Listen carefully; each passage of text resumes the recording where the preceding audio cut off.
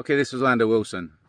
What I want to talk about in this video / podcast, because they're going out in both formats, is a question that was sent to me by a gentleman on Instagram called Evdokimus Nekathiku. Sorry if the pronunciation's wrong, but sorry. Anyway, he asked me about close protection team management, and just to highlight some of the points about close protection team management.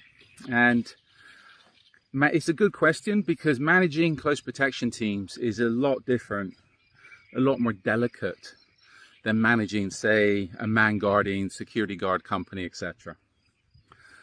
First of all, the main thing where people run into problems with as far as management is concerned is not having a good team. So it starts with recruiting the right people for the job. I tell people, you need to know yourself to start with. You need to understand yourself, and you need to understand how you deal with people. And we all deal with people differently, but you need to step outside yourself and look at yourself and think about how you're dealing with people and how you need to deal with people. Then you need to take a look at the clients and what are the client's requirements. Who is the client? What's their lifestyle? What type of people do you need to put with them so they work with their lifestyle? And again, I've got an article up, I think I've got a video up as well, about racism and discrimination in the close protection business. It is a racist and discriminatory business. Why?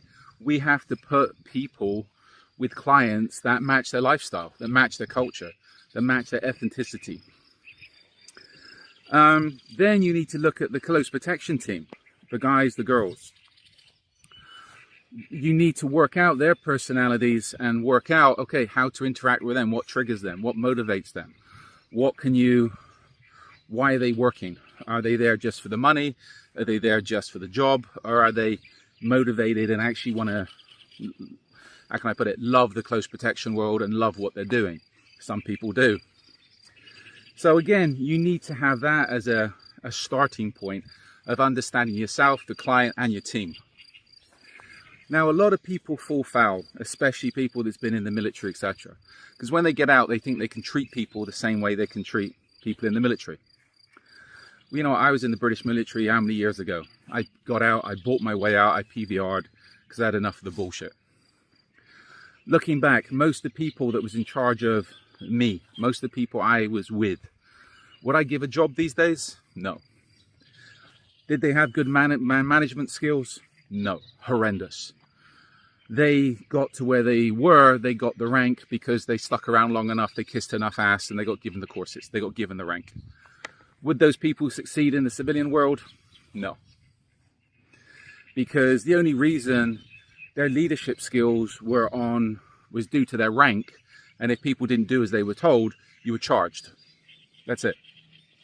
Now take those people out and put them in the civilian world where they have to motivate people, interact with people, and do business with people. They'd be lost, completely lost.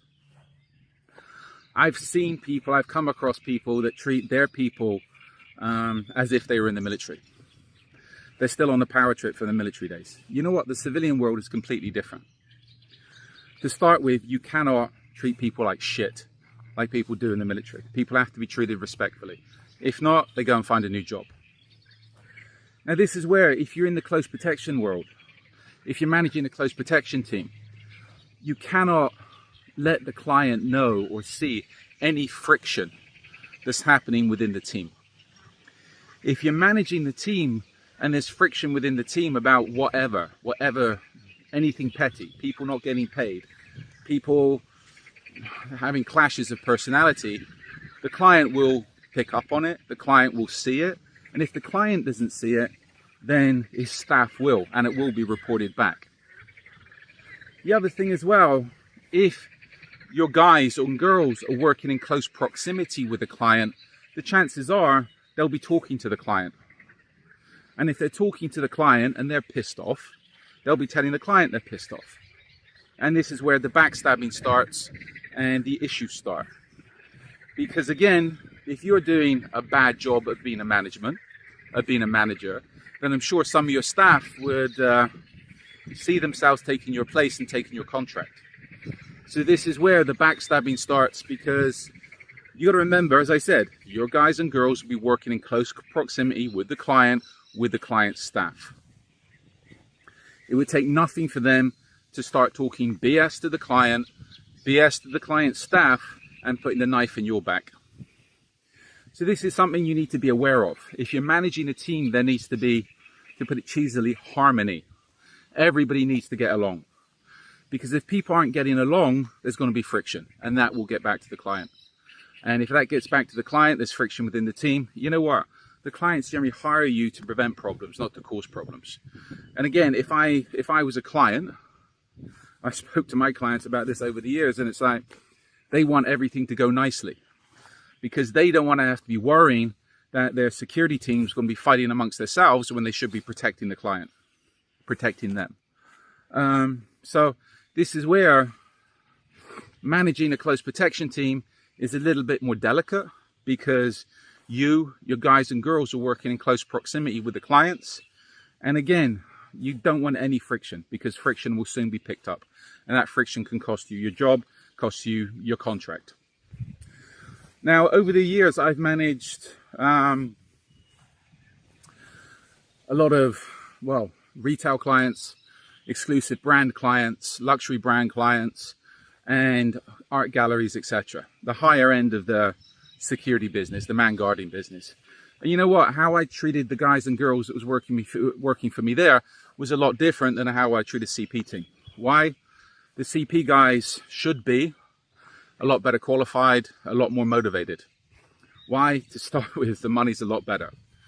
But again, this is where business is business in the security world.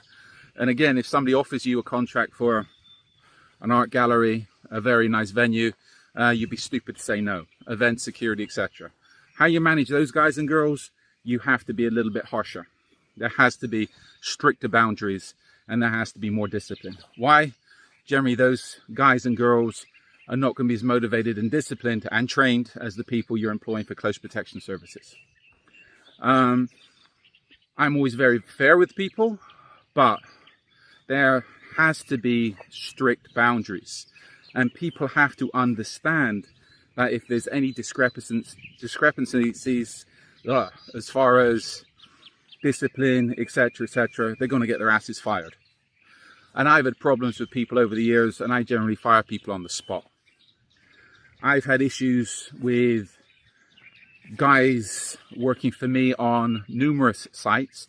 Never had issues in the CP side of things, but on the man guarding side of things, I've had plenty of problems. And again, my usual thing there is the person that's causing the problems is fired immediately.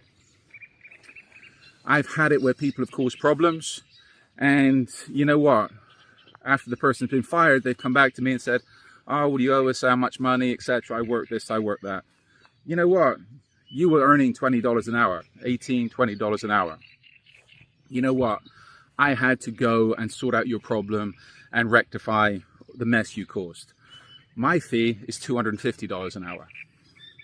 So if you look how many man hours I put into sorting out your shit, I'm billing you for that.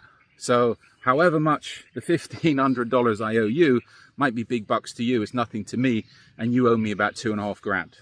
So there has to be discipline, there has to be boundaries, but if you're managing close protection personnel, you know what? There has to be a very good rapport, and there has to be harmony within the team, or else it's just not going to work. Yeah, you will have problems, you end up losing the contract, and it will just turn out to be a mess. So that's a little chat on managing close protection teams. I hope it gives you a few things to think about. So follow me along on social media, because I've got a lot more of these videos already out there on various aspects of the close protection business, etc., etc. So there's going to be a lot more going up. So follow me along on social media, Instagram, LinkedIn, and also YouTube. That's the main ones we're using. In the meantime, be good, stay safe, stay out of trouble.